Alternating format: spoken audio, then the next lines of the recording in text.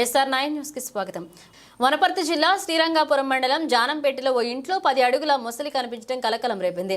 మంగళవారం తెల్లవారుజామున 3 గంటల సమయంలో కుక్కలు మొరగడంతో నాగన్న అనే వ్యక్తి బయటకు వచ్చి చూడగా మరుగుదొడ్డి పక్కనే ఉన్న సందులో మొసలి కనిపించింది. వెంటనే ఆయన 100కు డయల్ చేశారు. పోలీసులు వెంటనే స్నేక్ సొసైటీకి అధ్యక్షుడు హోంగార్డు కృష్ణసాగర్కు సమాచారం ఇచ్చారు. ఆయన తన టీం సభ్యులతో పాటు పెబ్బేరు ఫారెస్ట్ సెక్షన్ ఆఫీసర్ రాణితో కలిసి అక్కడికి వచ్చారు. 4 గంటల పాటు శ్రమించి మొసలిని తాళ్లతో బంధించారు. ట్రాక్టర్తో బీచుపల్లి తీసుకువెళ్లి కృష్ణా నదిలో వదిలేశారు. పక్కనే ఉన్న రంగసముద్రం చెరువులో నుంచి దారి తప్పి వచ్చి ఉంటుందని కృష్ణసాగర్ చెప్పారు. ఇక మొసలిని అక్కడి నుంచి తరలించిన కానిస్టేబుల్ రామకృష్ణ, స్నేక్ సొసైటీ సభ్యులు గోపాల్, దేవేంద్రం, అవినాష్, సాగర్లకు గ్రామస్తులు కృతజ్ఞతలు తెలియజేశారు. అందరూ జాగ్రత్తగా ఉండాలని కోరుతున్నాము.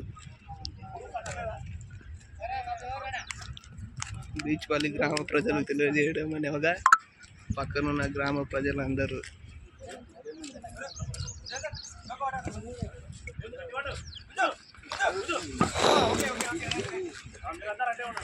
అట్టే ఉన్నది పక్కన ముందుకు వెళ్ళిపోతారు.